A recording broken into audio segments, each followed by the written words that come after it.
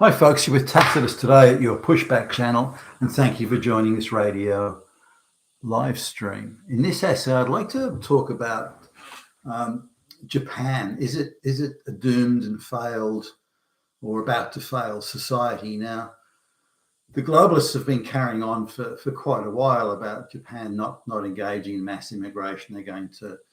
Their population decline will be huge and precipitous, and the society is going to fail. The underlying sort of claim is that should the population decline by any amount, it means the end. It's Armageddon. It's apocalyptic, and I just don't believe that. And I don't think the Japanese government or the Japanese people see it that way either. Now, the globalists really, and the Japanese Prime Minister's recently made an assertion that the population needs to grow, and particularly, the families need to have children, and this will be important for the future, and so on. I get all that in the wider sort of theoretical demographic sense, but the globalists attack the Japanese state, if you will, on the prime globalist talking points, which illustrates and proves conclusively that it's all globalist propaganda. They say that in order to be a successful state in the modern era, this is the globalists, so Japan must actively promote LGBTQ, lesbianism, transgender, that sort of stuff. They must promote hatred of their own country in the schools and the universities, and they have to have mass immigration, and they must create as much social division as they possibly can, and that'll make them a successful society. Well, blow me down. I never knew a successful society could come from those destructive and injurious things. Goes to show what a bunch of dickheads the globalists are, but also goes to illustrate the control they have over the international propaganda machine. Now, having been to Japan a number of times on business, I don't see this problem. The Japanese are very good at automating various functions, and they're well advanced down the path of robotics, particularly in the case of human care and assisted living and those sorts of things. Now, one of the claims that the shrieking, writhing, the end of the world is nigh claims is that 25% of the Japanese population will soon be, so it's alleged, over the age of 65. Now, the Japanese still considered quite normal to be very active in society and active in some form of useful employment until you're in your mid to late 70s. So this idea that 65 in the Western sense means suddenly you stop work and you're not working, or you don't want to work. A lot of older Japanese want to work. Oh, certainly the men anyway, want to work and want to be active and want to be involved in business and community activities and so on. So this perception that at 65 a quarter of the workforce will just immediately disappear by magic, that's bullshit, absolute bullshit. Now, in terms of recent deaths, if you look at, say, the last few years, the number of deaths in Japan have exceeded the number of births. Now, I don't know how much of that is COVID related, indirectly related, or directly related to COVID, but anyway, just looking at that, I think one of the figures there was 900,000 births and 1.3 million deaths, or 1.2 million deaths, and I'm assuming that's primarily old age. But now, if you just look at that, just look at those numbers, and then you look at the bulge of, effectively the baby boom bulge. That's really what it is. You look at the bulge of people in that say mid 60s and older. That will level out over time. When those people sort of die, then and the population continues at somewhere in the vicinity where it is of 1 million a year. But but where the deaths, because there'll be fewer people because of the baby boom bulge, there'll be fewer people in that area. So it'll level out. So there'll be between 8 and 900,000, for example, between 8 and 900,000 births, and between 7 and 800,000 deaths. So the society would be replacing itself at that point. Now that leveling out point, depending on how you do the arithmetic on it, that leveling out point will be, it would mean the population would be somewhere between 95 and 100 million, slowly replacing itself from that point on. So it would be in that. So that's hardly a failed society. And again, given the advances in robotics and automation and things like that, then the Japanese wouldn't even feel that in terms of workforce participation or available workers and things like that. So I don't see this idea. I mean, some are assuming that 25% of the population over the age of 65 will die suddenly, and that the current rate of births to deaths would stay constant for the next 50 years, which is absurd, absolutely, utterly absurd. And how these newspapers and media outlets, rather, generally, how they push that as representative of any sort of reality is beyond me. I mean, it's a bald-faced lie, and it's panic mongering at its worst. So I think it'll 95 to 102 million. It'll be in that range. Again, assuming current trends continue. Now, the Japanese Japanese government have made various attempts, more cosmetic than realistic, I think, to promote the idea of families and women, being more interested in having larger families rather than just one child, say have 2 or 3. That's that type of thing, and encourage more young women to join, to consider families. Now, the attempts they've made, again, I think are cosmetic, and I don't think they're financially viable. The reason more women are working now, staying in the workforce longer, is economic. It's not that they don't want children. If you look at the cost of real estate in Japan, you've got to be living, 2 hours plus outside of Tokyo to be able to, or any of the big cities, to be able to afford the real estate there and commute to work, which means you've got a 4 to 5 hour commute every day, which a lot of Japanese do, by the way. Now, that was something that I've noticed when I visited Japan, just how far out some of the people are, unless your family's owned property in Tokyo going back generations, which quite a few of them have. You just can't afford real estate. One of the guys who, one of the businesses that we were doing business with, invited me to his apartment, and he'd lived in the West for a while, and it was I would describe, in Western terms, I would describe it as a very compact bedsit type apartment. I'd put it in that category. I mean, at a real stretch, you could call it a 1-bedroom place, and you see similar type situations in, say, Hong Kong and places like that. Now, that's all he could afford. And he wasn't a floor sweeper or something. He'd be in upper middle management because of the Tokyo crisis. That's all he could afford.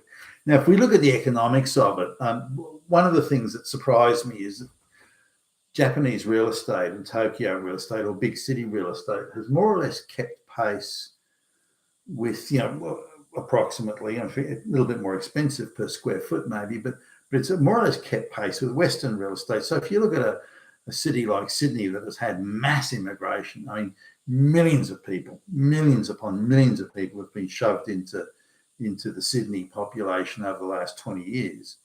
And, I think over 2 million people have been, this is just immigrants, by the way, this is not natural birth.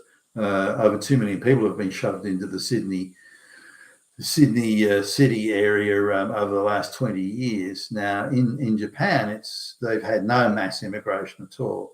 the population's been in decline and there's fewer people, not hugely in decline. I think it was 131 million when I first visited Japan, getting on for 27, 28, about that years ago when I first went there.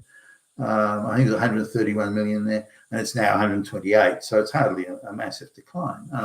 So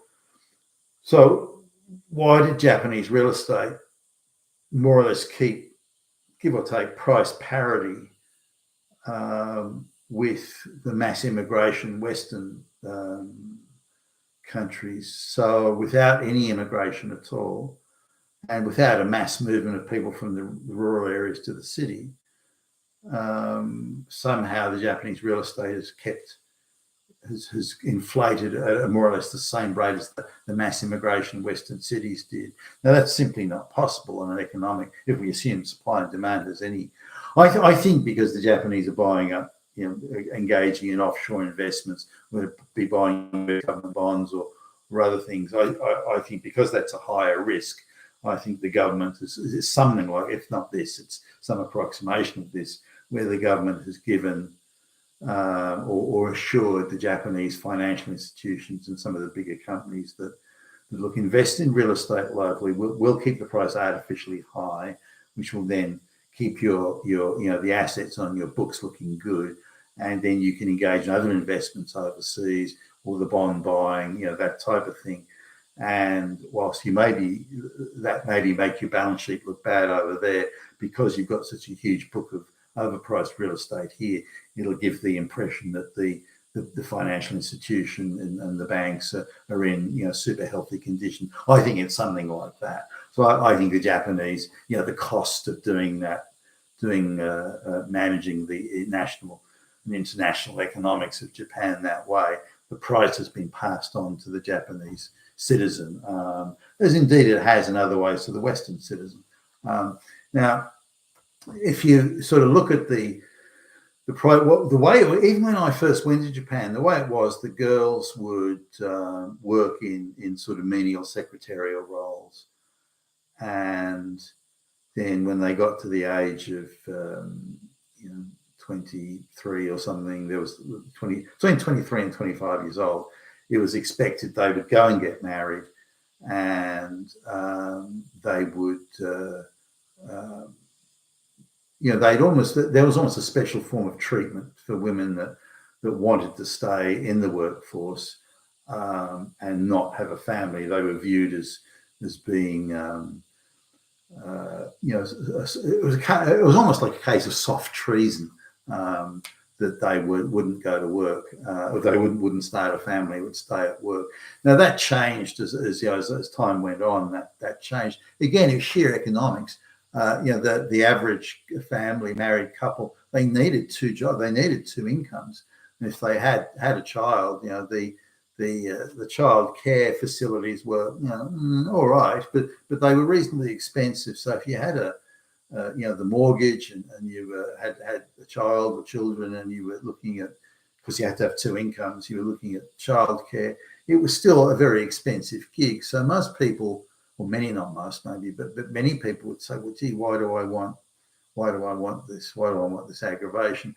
So the highest proportion of people that are having children are ones that are inheriting property, and they don't have a mortgage to worry about. So if the Japanese government wants to do something, assuming they even do, want to do something about increasing the birth rate, then they have to deal with the economics. It's as simple as that. And cajoling people or finger wagging them or something like that, it doesn't make any difference to the reality in their lives. Now, looking at the globalist approach as well, the solution is simple. You just get a lot of illiterate fucking peasants from the third world. You damn fascist Nazis. And that's clearly not. I mean, the destruction this mass migration has inflicted on the West, all Western white countries, the destruction, it's the social destruction, the destruction of social trust. I mean, the West will now never recover from that. And if it does recover, it'll take more than 100 years to do it. So do the Japanese want to go in a path? Absolutely not. And I very much admire the Japanese government for refusing to accept the mass migration siren call from the globalists and what must have been the inevitable globalist backroom pressure for the Japanese to do it. They've also done a very good job of resisting the LGBTQ, all the things that the globalists use to create social division, to break down social trust in any society. The Japanese have resisted that. And again, all credit to them for doing that. And I hope they not only refuse to go along, but vigorously push back against it as well. Now, what's the future for Japan? I see the future for Japan as promising. They've got a homogenous society. It's a very high-tech society. It's a very rich society, and I think the future is bright for them. There've been some suggestions. Well, the Japanese already have gazillions of migrants. There's people working there. For example, from what used to be the former Japanese, if you like, colonies and provinces, Okinawa and things like that, and Korea, and there are quite a few people that are half Japanese, half Korean, that aren't considered to be full Japanese, and they seem to be disproportionately in jobs like Japanese nightclubs and things like that. Well, one of the big companies we were doing business with took us out to a classic sort of Japanese, I suppose you'd say the Japanese equivalent of a 1960s Playboy type men's club, that type of thing.